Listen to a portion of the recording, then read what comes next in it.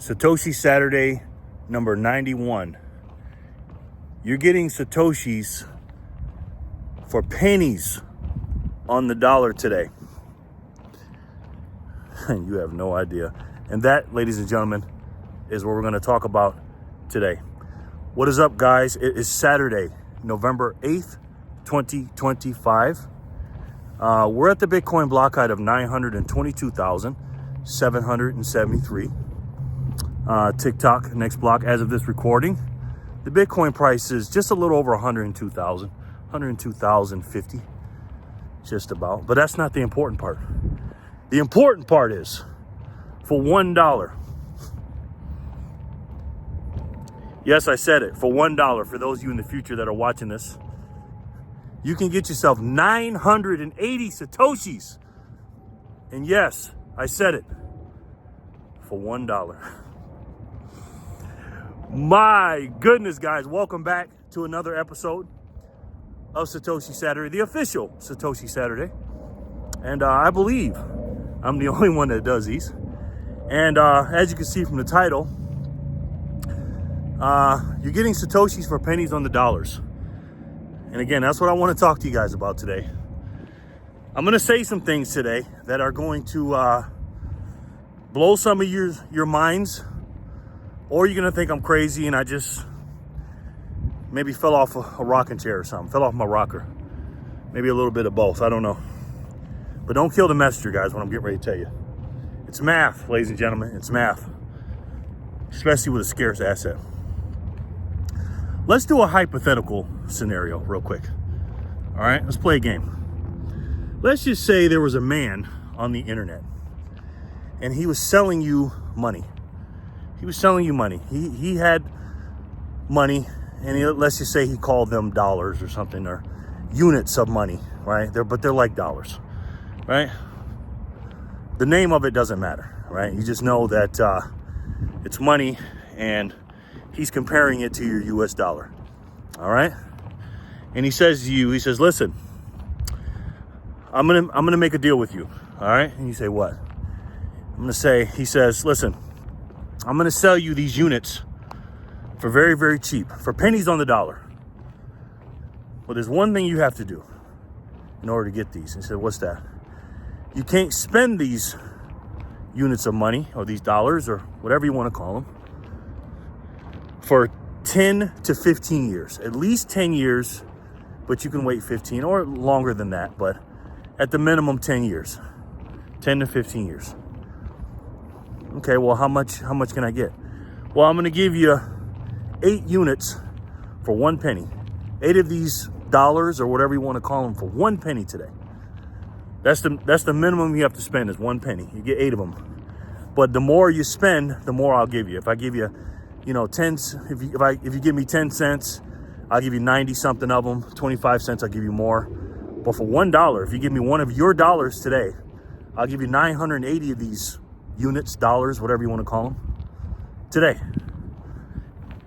And you can spend them anytime you want. They're digital. It's digital money. It's not physical. It's not going away. And it's here to stay. And it's going to be the money of the future. Also, it's a capped supply. Well, what do you mean? Well, there's only this many that'll ever be here. Sorry about the wind, guys. And he showed me the math, and it's only 2.1 quadrillion of them. That seems like a big number, but we'll get into that in a second. But he's going to show, who else has bought them and how many people have already bought them and are holding them for the future. Companies, countries, very, very rich individuals. Again, regular people like yourself are buying them once they understand what this system is, this new system, or what the old system is, and what the purchasing power is going to be in the future, and this, that, and the third. Do I got a deal? I'd say, or you'd say, yeah, sure, why not? 10 or 15 years is a long time. Is it though? Is that a long time? I don't know. I remember 10 years ago. I remember 2015. I remember 2010. Wasn't that long ago.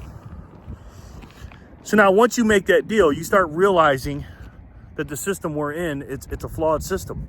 Because the new system that I'm buying these unit of accounts or dollars or whatever you want to call them, money units, they're finite and they can't be printed. Well, this system we're in today can be printed, and it is printed. So let's just say hypothetically you're a person that lived in the United States of America, because that denomination I was talking about, the penny, the dime, the 25 cents, 50 cents, dollar, whatever, that was in US dollars, okay? Well, that's just one money that's in the world. That's important. It's an important money, but it's only one unit of one country money. And again, it's a world reserve currency. The unit that I was talking about earlier that you can get for pennies on the dollar today is a global money. It's a global digital money for the future. You can use it anywhere. You can spend it anywhere. Can't spend it today. Again, that's the caveat. That's why you're getting the discount, because you're not going to spend it today. You're going to use it as a savings account. And again, you could have got a lot more 10, 15 years ago. And if you don't know what I'm talking about, look at my other videos. But that's only one of, I think, 180 currencies we have in the world. You got to ask yourself this question. Ask yourself these couple of questions. Number one is, since we know the system is broken, how many dollars are being printed on a daily basis in the United States of America? How many? We can estimate. Not as many now, because we're on day, as of this recording, we're on day 39 of the government shutdown, so we're not spending as much. But the United States has a spending problem, so we spend a lot, thus we have to print a lot, right? So how many how we're going to print today, tomorrow, the next day, everything else? That's the first question. Second question is, when you have dollars in your bank account, today's US dollar, the unit of account today, what percentage of the money supply do you own? If you got $1 million cash, what percentage of the money supply you own? Again, it's a broken ruler. It's a broken measuring stick. It's hard to measure something that's always constantly getting printed. Now, remember, there's 179 other monies as well. Because this new money, this future money in the next 10 or 15 years, remember, guys, this is a global money. It's of the people, for the people, and by the people. Everyone's going to use it, as long as you don't even need a bank account. You can have your own account with this money as long as you have the internet connection. It is a money on the internet, right? First money ever. Peer-to-peer money on the internet. How many units or dollars are there in Zimbabwe? How many units of dollars are in China or Japan or all these other countries, right? How many are they printing today, in the future? How many total dollars are there in the world? Total. Now, again, each dollar has a different purchasing power, of course. The US dollar, I think, is in the top 5. I think a couple countries per unit of dollar have a higher purchasing power with each dollar, right? So it's not a fair measuring stick, because again, each dollar can, or each unit of account, each dollar, whatever you want to call it, can spend more or less than the other ones. But ask yourself total, if you average all the dollars in the world, all the yen, all the rubles, all the Canadian dollars, US dollars, took them all, added them all up, and took an average of how much they can purchase today, plus an average of how much they are printing every day. Because again, the United States of America, we're the leader in the world of money. We're the economic, financial capital of the world, United States of America. And again, we are the global world reserve asset. There's a premium to that. So add them all up and divide them by the purchasing power and how much they're going to print in the future. Now take all those and compare it to 2.1 quadrillion of the future money I told you about earlier that you can buy for pennies on the dollar today. Because that's what you're competing against. That's your competition. Some people say gold is the competition as a store of value, and maybe that's true. Some people might call this new money a digital gold. As far as holding your value and stuff like that, maybe. But when it comes to being a unit of account, step 4 of 5 in the future of money, step 3 is a medium of exchange. Right now we're on step 2. When you're buying these dollars for pennies, or these new units of account, this digital peer-to-peer money, this global money, this internet money in the future, right now is at stage 2. It's a store of value right now. And again, some people do spend it, but they're spending a lot more than they would in the future. There's nothing wrong with spending it, but again, you might want to hold on to it as much as you can, at least 90-something% of it. So now that you've done that math and you can compare the two, ask yourself this other question. What's going to be the purchasing power in those 10 or 15 years? One money you can't print, the digital future money, and the other one you can. And as time goes on, as we've noticed, they're printing more and more and at a faster and faster rate. That's what's happening. Now, you knowing that, would you make that trade? Would you buy 8 units of this money for a penny today? Because again, that's the least amount you can get. That's the smallest unit of account that we have here in the United States of America, is 1 penny. I'm going to make a bold prediction, not really bold, but a prediction. If you look at the Bitcoin issuance or the supply chart and the new money of that B word I just said, or Satoshis, or that digital future internet money, there is a specific supply issuance. I asked you earlier how many dollars are being printed throughout the United States and other world and the other currencies in the world. Nobody knows. Well, we do know exactly what the end goal is of how many 2.1 quadrillion units, but we also know every 4 years the issuance gets cut in half. It's already programmed in the protocol. It's already there. Right now, we are in epoch number 5. And what is an epoch? An epoch on the supply issuance layer 1 is 210,000 blocks. Every time a block comes out, a block is mined. There's units of the internet money that comes out, a certain amount, and every 210,000 blocks on an average of 10 minutes that come out, the issuance gets cut in half. Right now, the issuance, the block subsidy issuance right now is 300,125,000 of those units. Let's just say one big unit to make the math a little easier, because I'm gonna mess myself up. One big unit is 100 million of them is one big unit. Okay, we'll just throw that number out there, 100 million, right?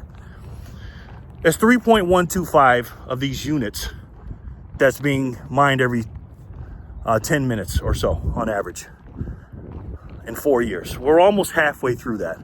That's epoch 5. Okay, epoch 6 lands in the year 2028. The next 210,000 block, which is 1,000,005 blocks, because we started in 2009. It was 210, and then 420, 630, 420 grasshopper, 420, 630, 840. Again, we're at block height 900 something now, and then 105, 1,000,005 will be epoch 6. Epoch 6, we will hit $1 million per 100 million of these units in that epoch, I believe. And then the next epoch, 210,000 blocks after that, epoch 7, we're going to hit $10 million US dollars per 100 million units of this money. And that's 2032. And then in the year 2036, this is when it gets interesting. Between 2036 and 2040, epoch 8, another 210,000 blocks comes out. That is the year 2036, 2040. That's after the Bitcoin gold rush is over. We talked about that ad nauseum before. Again, the Bitcoin gold rush is from January 2024 until December 2034 or January 2035. Depends how fast the blocks come out. Between the year 2036 and 2040, we will be at 100 million per 100 million units. We'll be even at par. And if I got the other one wrong, I don't remember if I said Epoch 7 is 10 million per 100 million. When we get to 1 million a coin, or 1 million every 100 million units, that's 1 penny per dollar. But when we get to 100 million in 2036, $100 million per 100 million units, or let's just call it, I don't know, Bitcoin. For one Bitcoin, it'll be $100 million. And why am I using these numbers? It's simple. Every single epoch, we gain 1 0 on the US dollar. 0 in the beginning, then $10, and then $100, then $1,000. We go one digit up. $1,000, $10,000, then $100,000 that we're at right now in Epoch 5. Epoch 6 would be $1 million. Epoch 7 would be 10 million. And Epoch 8 would be 100 million. We'll be a dollar sat parity by the end of that epoch, 2040. That's 15 years from now, ladies and gentlemen. What do you think the purchasing power will be? Forget what you can buy with the cuck bucks. Imagine what you can buy with these, I don't know, let's call them Satoshis. 100 million Satoshis in one Bitcoin. Let's just call it that. And the man that was selling them to you was named Satoshi Nakamoto. He didn't want me to tell his name. He's very secretive.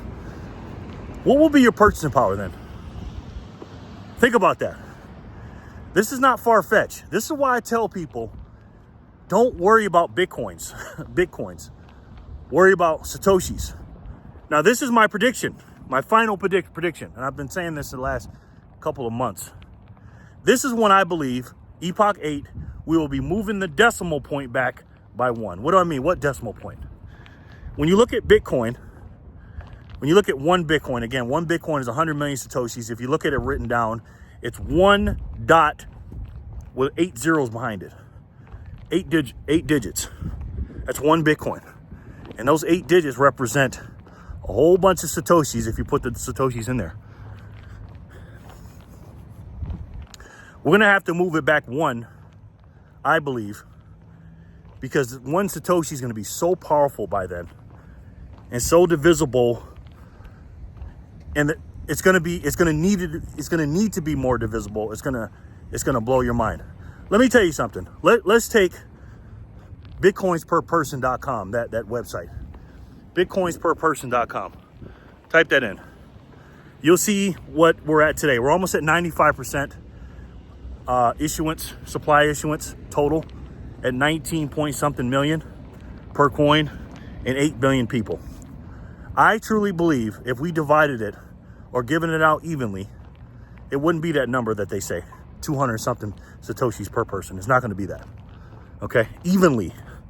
What do I mean? Why evenly? Well, there's many Satoshis that are lost, number 1. Number 2, there are many Satoshis that are not moving. Mine are not moving, and a lot of yours are not moving.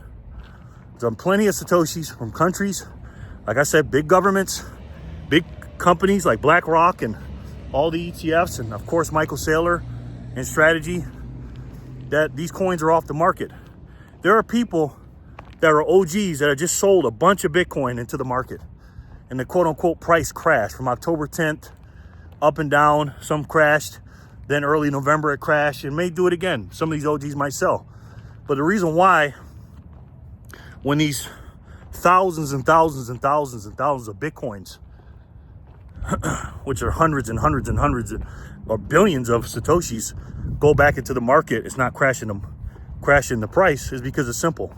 The demand is high enough to scoop those Satoshis up. It just is. So what happens? The supply meets the demand. And in the future, if you had to divide it all out today with all that stuff I just said, with the supply issuance and everything, and all the people and all the companies, all that own it, with all the Satoshis that are actually available to the people in the world, I think personally the number is much, much lower than 244,000. I'm talking about evenly today in 2025, my estimate is between 5 and 15,000. And I'm not talking about the people that studied. I'm just talking about they just gave it out, all the ones that are left over. It'd be about between 5 and 15,000 people of the 8 billion people in the world. But it's not going to be that high. Why? Because most people, 90 5+% people are not going to buy it. It's going to be a good money in the future to work for and save in, but they're not going to have it. And they're not going to study it, and they don't understand what's going on. So the people that have 1 million Satoshis today,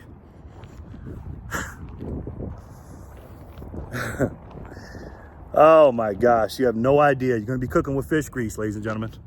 Absolute fish grease. And if you got 10 million sats or 21 million sats, that's my new number, 21. It's only 2.1 quadrillion.